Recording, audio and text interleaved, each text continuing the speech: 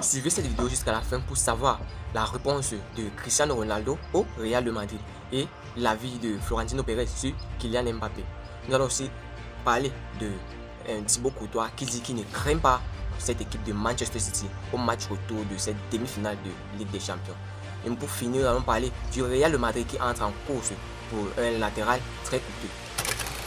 Nous allons commencer par Thibaut Courtois qui a ouvertement dit qu'il ne craignait pas cette équipe du Manchester City au match retour de cette demi-finale de Ligue des Champions.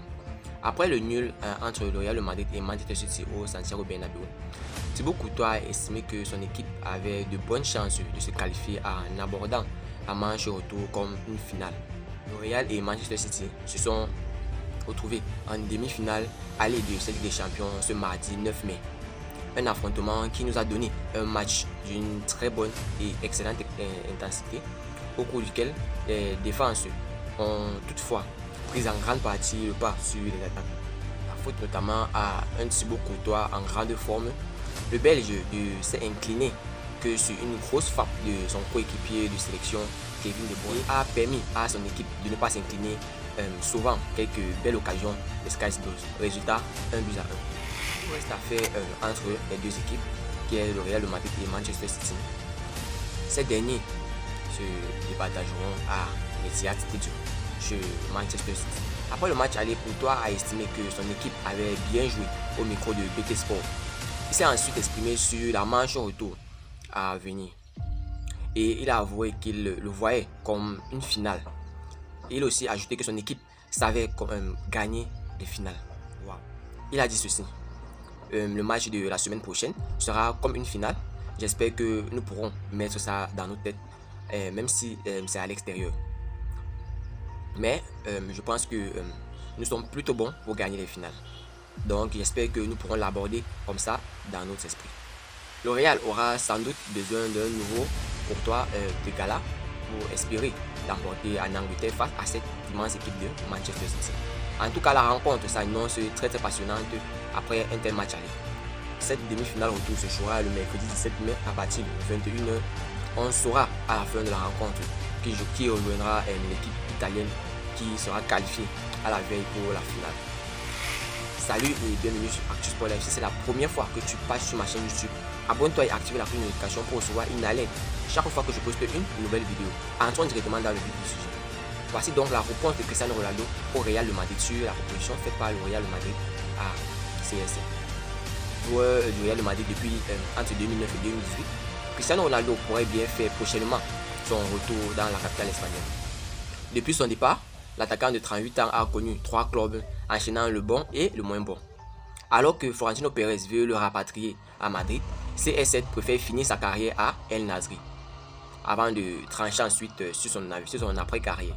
Loin de Madrid, Cristiano Ronaldo marque encore des buts sur le maillot de cette équipe saoudienne de El Nasri. Sous contrat jusqu'en 2025, CR7 devrait conclure sa très grande et glorieuse carrière du côté de l'Arabie Saoudite, avant de peut-être faire son retour où il a le plus gagné, au Real de Madrid. D'après les médias espagnols, défenseur central, le quintuple Ballon d'Or pourrait rejoindre son ancien club à l'issue de son bail à El Nasri, afin d'y entraîner les jeunes merengues. Un retour qui se confirme, toujours une question qui reste en l'air et une question qui reste tout entier et sans réponse. Si le président de la Maison Blanche, Florentino Pérez, refuse catégoriquement un retour de CR7 en tant que joueur, il aimerait cependant que le Portugais s'investisse à l'avenir de son ancien club. Une idée que Cristiano Ronaldo ne refuse pas, bien au contraire. Mais à l'heure actuelle, celui qui a inscrit 450 buts en 438 matchs à Madrid souhaiterait terminer sa carrière à El Nasri avant de prendre une quelconque décision pour son après-carrière.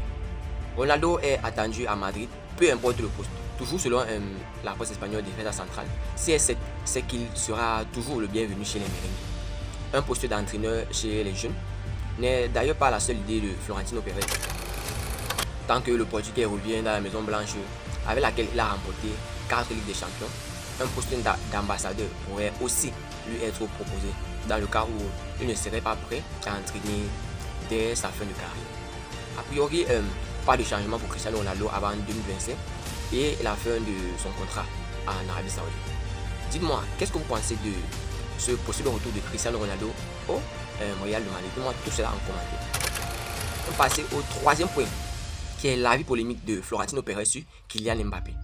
Alors que le feuilleton sur l'avenir de Mbappé est déjà relancé en Espagne, la direction du Real de Madrid aurait un drôle d'avis sur la question. Où jouera Kylian Mbappé la saison prochaine? C'est la question que tout le monde se pose en Espagne, en France et dans le monde, dans le reste du monde. Et il faut dire que les informations concernant son avenir sont, comme souvent, assez contradictoires. Cette semaine, le média anglais The Telegraph expliquait que les merengues allaient tout faire pour essayer de le recruter cet été. En Espagne, les médias espagnols évoquent plutôt le contraire et disent plutôt 2024.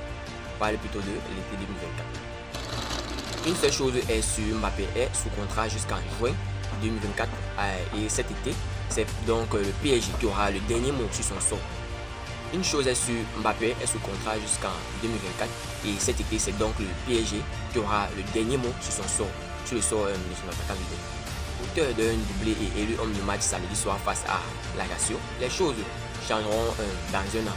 Mais pour l'instant, l'avenir du joueur est entre les mains d'un Nasser El Khelaïfi, le président de ce club du PSG, qui n'a aucune intention de le lâcher et souhaite en faire le joueur clé du projet parisien. Il y a mieux que lui à Madrid. Ce dimanche, Marca dévoile de nouvelles informations sur un dossier qui passionne les foules. Le média espagnol insiste sur le fait de son arrivée. Si toutefois il doit avoir une arrivée, il est bien prévu pour 2024 et ils expliquent les raisons. La première et la principale qui risque de faire parler, c'est que la direction du Real de Madrid considère que Vinicius Junior est meilleur que Kylian Mbappé. La direction madrilène considère que Vinicius Junior est meilleur que Kylian Mbappé. Florentino Pérez et ses hommes sont ainsi convaincus qu'actuellement, Mbappé n'a pas forcément sa place à ce poste car le Brésilien Vinicius Junior est bien au-dessus et l'a prouvé dans les grosses rencontres. Waouh! Le Français n'est plus considéré comme indispensable dans le projet d'avenir du Real Madrid et n'est plus le galactique autour duquel Florentino Pérez veut construire l'équipe. L'aspect financier est aussi logiquement à prendre en compte puisqu'ils sont prêts à attendre un an pour faire venir gratuitement un Mbappé qui n'est plus considéré comme indispensable et qui, une fois à Madrid, ne devrait plus être le leader offensif de l'équipe. Nous allons passer maintenant à la dernière phase de cette vidéo où nous allons parler du Real de Madrid qui se lance sur un latéral très coté en Bundesliga. Le Real de Madrid en pénurie de latéraux cette saison devrait recruter ce profil lors du prochain mercato. En difficulté cette saison sur ce poste, le Real de Madrid a fait jouer à plusieurs reprises le milieu Eduardo Camavinga, 20 ans, en position de latéral. Et pour préciser, latéral gauche. L'ancien Rennais avait par ailleurs déjà été essayé à ce poste en équipe de France durant la Coupe du Monde au Qatar. Ce samedi contre Getafe, où le Real de Madrid s'est vu victorieux 1-0. Le Français titularisé dès l'entrée de jeu est sorti sur blessure en fin de rencontre. L'inquiétude pour le Real de Madrid, c'est une question qui reste toujours sans réponse. Le coach Carlo Ancelotti, interrogé sur le sujet, a évoqué la durée d'indisponibilité de Pressanti de l'international aux 7 sélections. Il a souffert d'une petite torsion de genou, mais c'est juste un coup, il se remettra très vite. Là, ce sont les paroles de Carlo Ancelotti à l'égard de Eduardo Camavinga. Il va se reposer un peu et il retrouvera le groupe lundi. Il n'y a aucun problème, son genou est stable et à 100%. Il a 20 ans, c'est un coup. Il va récupérer rapidement. Eduardo Camavinga pourrait donc rater la rencontre de Ligue des Champions contre Manchester City ce mercredi. Ferland Mendy, titulaire contre Getafe, pourrait partir du Real de Madrid cet été. La formation espagnole s'interroge aussi sur le rôle de Dani Carvajal l'an prochain. Le latéral droit de 31 ans est en méforme cette saison et pourrait être relégué sur le banc. Le deuxième de la Liga va recruter Fran Garcia, mais ce dernier, jeune de 23 ans, ne semble pas convenir pour une place de titulaire. Après les révélations de sport, le Real de Madrid se tournerait donc vers João Cancelo, le Portugais de 28 ans, actuellement prêté à la fin de sa saison au Bayern. Le club allemand, qui apprécie grandement le latéral, n'a pas encore pris sa décision concernant la levée de son contrat d'achat, qui est de 70 millions d'euros. Dites-nous, que pensez-vous de cet intérêt pour le Real de Madrid pour ce latéral João Cancelo? Pensez-vous que le Real de Madrid a vraiment besoin de João Cancelo en tant que latéral gauche? Dites-moi tout cela en commentaire. Si vous avez suivi la vidéo jusqu'à la fin, merci. Laissez-moi un like, ça fait plaisir, c'est gratuit. Abonnez-vous et activez la cloche de notification pour recevoir une alerte chaque fois que je poste une nouvelle vidéo à la Madrid, à la Los Blancos. Ciao, bye bye pour une prochaine vidéo.